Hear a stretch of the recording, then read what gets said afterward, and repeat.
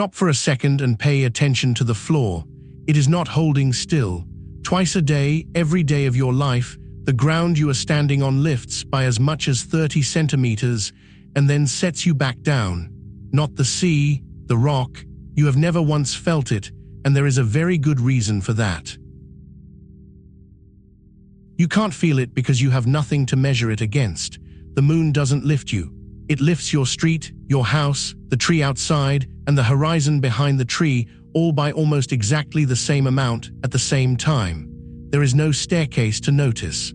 The whole room goes up, and the whole room comes back down. A 30-centimeter rise is invisible if everything you could compare it to rises with you. The culprit is the moon, and the mistake is thinking tides are a water thing. The moon pulls on the near side of Earth harder than the far side, and that difference stretches the entire planet into a very slight egg. Water goes along with it, obviously, but so does rock.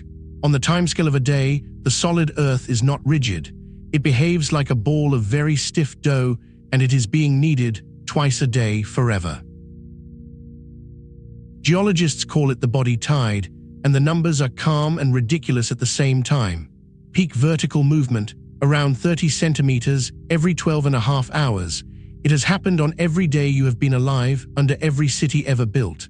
The sun does it too, at about half the strength, and when the sun and moon line up at full and new moon, the ground flexes hardest. Spring tides in solid stone. Which becomes somebody's problem the moment you try to measure the Earth precisely. If you want centimetre-accurate positioning, surveying a border, tracking a fault, parking a satellite, you cannot simply read the signal. You have to subtract the moon first. Every serious positioning system on the planet carries a correction whose only job is to undo a tide in the ground. Your phone does not bother. It is not trying to be that right.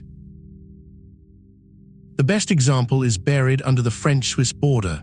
CERN's accelerator ring is 27 kilometers around, and the tide in the rock stretches it by about a millimeter. That is enough. At LEP, the machine that came before the Large Hadron Collider, the beam energy drifted by roughly 10 million electron volts as the moon went overhead. The physicists kept a list of things that measurably disturbed the most precise experiment on Earth: the orbit of the moon, the water level in Lake Geneva, and the departure of the evening train from Geneva Station. To do particle physics, they had to correct for the moon.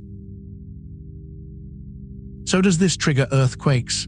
Very slightly, and much less than the internet would like. The tide nudges faults that were already close to failing, measurable in the statistics, useless as a prediction.